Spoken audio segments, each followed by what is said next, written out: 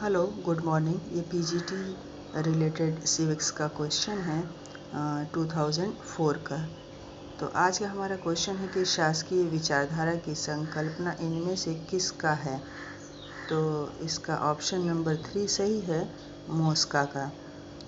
Next question है, इनमें से किसने कहा था कि राज्य का उद्देश्य स्वतंत्रता और समानता दोनों है। तो ये कथन लास्की का है। ऑप्शन नंबर 1 सही है। राज्यसभा का उपसभापति निर्वाचित होता है। तो इसमें 4 ऑप्शन दिए हुए हैं। तो राज्यसभा का उपसभापति निर्वाचित होता है राज्यसभा के सभी सदस्यों द्वारा। राज्यसभा अपने सदस्यों में से एक उपसभापति का निर्वाचन करती है, जो कि सभापति की अनुपस्थिति में राज्यसभा की अध्यक्षता करता है। उपसभापति का चुनाव राज्यसभा के सभी सदस्य मिलकर करते हैं। नेक्स्ट क्वेश्चन है कि इनमें से कौन भारत में राजनीतिक शक्ति का स्रोत है। मतलब राजनीतिक शक्ति कहाँ से ली जाती है, उसका स्रोत क्या है। तो इसका ऑप्शन नंबर 2 सही है, संविधान से। जितनी भी हमारे देश में राजनीतिक शक्तियाँ हैं वो संविधान के द्वारा ली गई हैं। नेक्स्ट क्वेश्चन है, इनमें से कौन देश की सुरक्षा के लिए जिम्मेदार है। तो देश की सुरक्षा के लिए जिम्मेदार है कैबिनेट। ऑप्शन नंबर 2 सही है। नेक्स्ट क्वेश्चन है कि इनमें से कौन संयुक्त राष्ट्र संघ का प्रमुख अंग नहीं है। तो इसमें यूनेस्को। ऑप्शन नंबर 3 संयुक्त राष्ट्र संघ का प्रमुख अंग नहीं है। संयुक्त राष्ट्र संघ के 6 मुख्य अंग हैं, जिनका वर्णन चार्टर के 3 अध्याय में अनुच्छेद 7 में किया गया है। ये अंग हैं महासभा, सुरक्षा परिषद, न्यास परिषद, सचिवालय, आर्थिक सामाजिक परिषद एवं अंतर्राष्ट्रीय न्यायालय। यूनेस्को संयुक्त राष्ट्र संघ का विभिन्न अभिकरण है। तो इस तरह से इसका ऑप्शन नंबर 3 इसमें निशान लगाना है। नेक्स्ट क्वेश्चन है, किसने कहा था कि स्वराज मेरा जन्मसिद्ध अधिकार है और मैं इसे लेकर रहूँगा। तो ये कथन है बाल गंगाधर तिलक का। ऑप्शन नंबर 4 सही है। नेक्स्ट क्वेश्चन है, इनमें से किसने कहा था कि ज्ञान शक्ति है। हीगल ने कहा था। नेक्स्ट क्वेश्चन है, कौन सी पुस्तक प्लेटो ने नहीं लिखी थी। तो इमेजिनरी कन्वर्सेशंस ये पुस्तक जो है प्लेटो ने नहीं लिखी थी। प्लेटो ने अनेक पुस्तकें लिखी, जिनमें रिपब्लिक, लॉज, स्टेट्समैन, सोफिस्ट इत्यादि हैं। नेक्स्ट क्वेश्चन है, वह आतंक विरोधी कानून जो न्यूयॉर्क अमेरिका में सितंबर 11 की घटनाओं के बाद बनाया गया, उसे कहते हैं पैट्रियोट एक्ट। इसका ऑप्शन नंबर 4 सही है। नेक्स्ट क्वेश्चन है, गांधी जी ने सृजनात्मक आक्रोश का विचार किससे लिया था। तो टॉलस्टॉय से।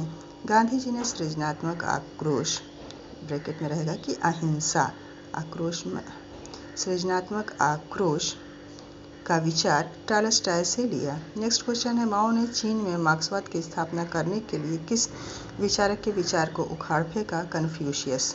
तो इसका ऑप्शन नंबर 2 सही है। इनमें से कौन सा ल्यूशियान पाई की राजनीतिक विकास की अवधारणा का आधार स्तंभ नहीं है। तो स्वतंत्रता। लुसियान पाई ने विकास समिष्ट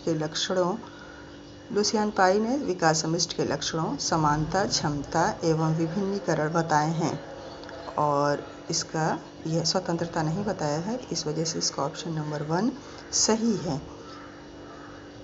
नेक्स्ट क्वेश्चन है हमारा आज का, इनमें से कौन राजनीतिक व्यवस्था का लक्षण नहीं है। तो ऑप्शन नंबर 1 सही है। राजनीतिक व्यवस्था के अंग एक दूसरे पर निर्भर नहीं होते।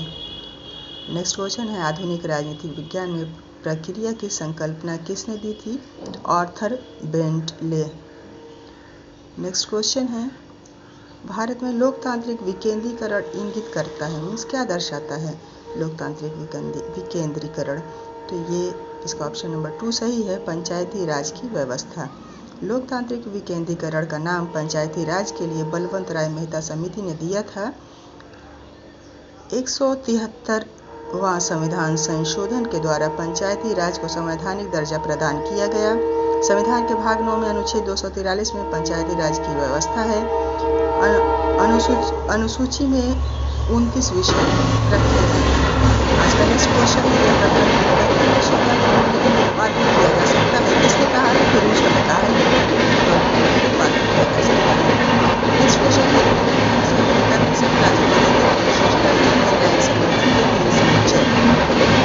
नेक्स्ट क्वेश्चन है, ब्रिटेन में महिलाओं को वोट देने का अधिकार किस शताब्दी में मिला। 19वीं शताब्दी में ब्रिटेन में महिलाओं को वोट देने का अधिकार पुरस्कार 1928 में प्रदान किया गया, अमेरिका में 1919 में, स्विट्जरलैंड में 1971 में, भारत में 1950 में महिलाओं को वोट देने का अधिकार प्रदान किया गया। आज का हमारा नेक्स्ट क्वेश्चन है कि निम्नलिखित में से कौन सा देश आसियान का सदस्य नहीं है। तो इसमें जो चारों ऑप्शन हैं ये सभी आसियान के सदस्य देश हैं।